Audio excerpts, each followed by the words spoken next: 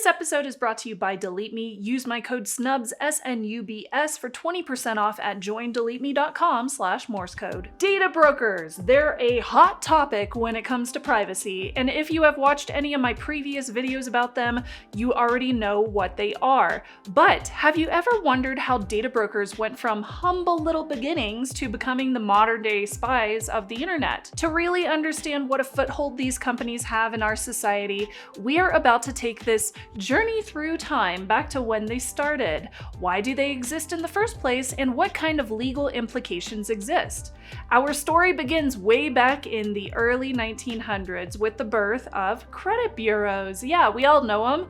These guys were the OG data collectors, but instead of stalking your social media like so many companies do today, they were all about your financial history. So credit bureaus like Equifax, Experian, and TransUnion gathered information to help businesses determine if you were a reliable person to lend money to. Data brokers were just getting started, collecting information the old school way.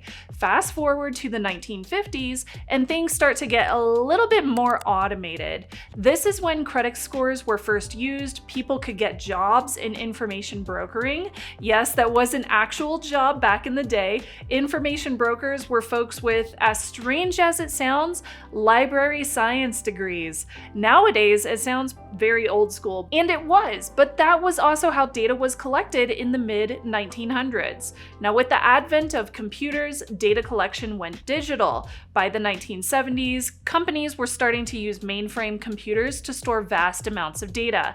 That was just the beginning of a very massive shift. Data was no longer just about your credit. It started to include everything from your employment history to your purchasing habits.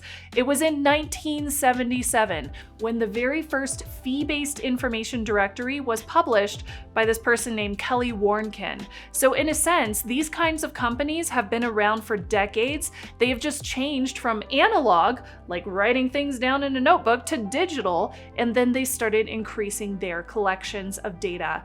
Now let's jump to the 1990s. This is my era. This is the era of the internet boom.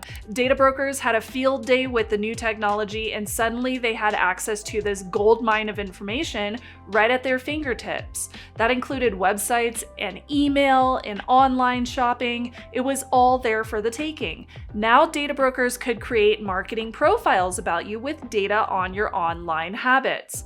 Now, in the 2000s, it became pretty common for data brokers to sell this kind of data to marketers or for companies that you bought things from online to sell your data profile to a data broker. This would lead to consumers getting spam calls and emails. Yeah, they've been around for a really long time. And even the odd magazine mailed to your home address from a company that you have never bought anything from and never heard of. Where do you think they got your mailing address from? Yep, probably a data broker. So today, data brokers collect data from an insane number of sources. Your social media posts, your online purchases, your public records, even those fun online quizzes you take can all be compiled into a data profile about you. Now, way back in 2017, Cambridge Analytica, which bought data profiles on Facebook users, was able to obtain that information because Facebook users were consenting to sharing information through those kinds of apps and quizzes.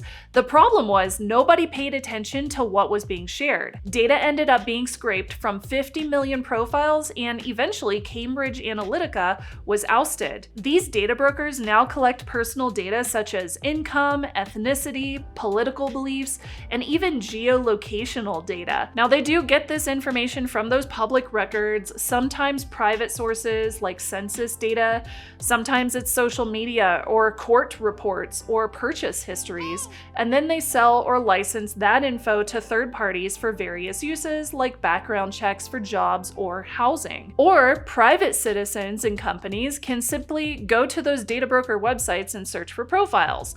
Now, these data brokers sell that information. They can sell it to marketers, like I mentioned before. They could sell it to your employer or even law enforcement without you ever knowing.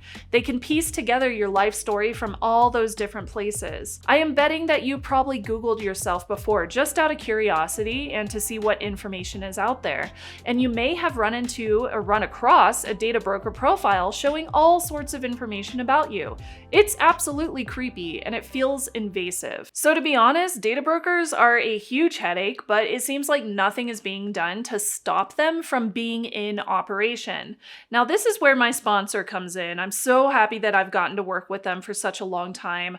I've been a customer too of DeleteMe and I love their product. Luckily, DeleteMe exists and they work to delete all that information off of hundreds of data broker sites on a quarterly basis, because you can delete yourself off of a data broker once and then just forget about it, but that data broker will eventually repost it without your consent, and they do it pretty often. I first signed up for DeleteMe many years ago. It's been more than 7. I would say, maybe 8-ish years ago. It was a long time ago. I paid for my subscription, set up my account. Over the years, I've audited what DeleteMe has found and removed, not only to ensure that I'm getting what I pay for, but also for that peace of mind. So anytime I get a quarterly report on those data removals, I will double check some of their findings to ensure that those profiles on me are actually being deleted. DeleteMe's privacy policy is all about transparency.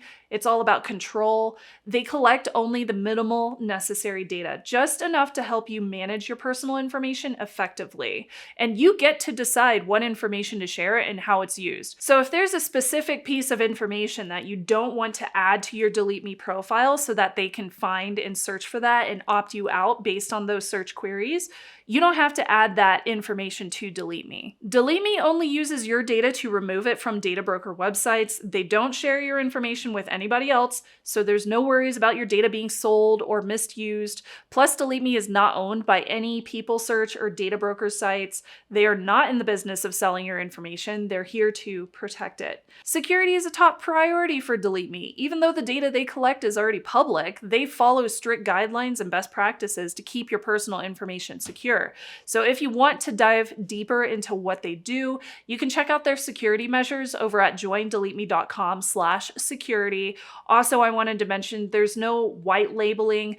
DeleteMe handles all those opt-out requests and removals themselves in-house. Whenever you work with DeleteMe, you're getting a dedicated team, not some kind of third-party service. DeleteMe is also headquartered right here in the USA. So if you are worried about where scammers and spammers keep on finding your phone number, or you need to take precautions to prevent stalking and scams, DeleteMe is a product that I have recommended and been a customer of for many years. You can use the coupon code SNUBS for 20% off, and you can see how DeleteMe can help you take your online privacy to the next level. Hit up joindeleteme.com/morsecode, choose how many people you want to protect. You can choose family members as well, and you can sign up today. Thank you so much to DeleteMe for being my privacy assistant online whenever I have needed it most, and thank you to DeleteMe for sponsoring this video. I'm a busy adult. I don't have a lot of time for administrative work, so I can't go around on the internet manually opting out of hundreds of data broker sites, and there's a big problem with this. Those data brokers seem to just keep on popping up and collecting more and more information about us. There's hundreds of them. How do you get rid of them all? Companies like Axiom claim to have data on 2.5 billion different people. And over the past decade, it was discovered that government agencies like the Department of Homeland Security bought cell phone location data from data brokers to facilitate deportations. Meanwhile, the FBI was purchasing data from another broker. The problem is, as data becomes easier to find, it is also becoming a more lucrative and profitable business to be in for these data brokers. One piece of data on its own may not be very useful. It might not even be valuable to a data broker, but a data broker can aggregate multiple points of information to build up that profile on you. The more information they have for a profile, the more they can sell that profile for. And here's where it gets really tricky. Around the world, privacy laws vary. In the US, there is no federal regulation protecting consumers from data brokers, although some states have started enacting their own privacy laws.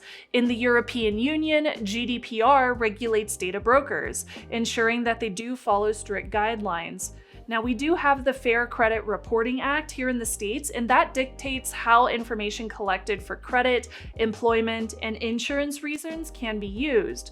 But sometimes data brokers violate it by advertising their products in really shady ways. Take, for example, Spokio. They were fined $800,000 back in 2012 for advertising their site for job background checks. And also, unfortunately, there's no federal law to allow consumers to see, make corrections to, or opt out of data compiled by brokers. But since we don't have government protections, this kind of leaves private citizens to fend for ourselves. Given that there has been some kind of legal data collection for over a century, it's also just gotten more technical and advanced. I suspect that we will be stuck with data brokers for a very long time into the future.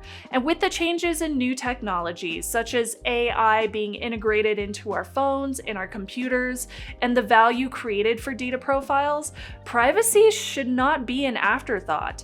This should be at the forefront of everybody's minds. So my question for you is, do you think that data brokers will see advancements in technology, especially with AI now? And will we have a way to combat it?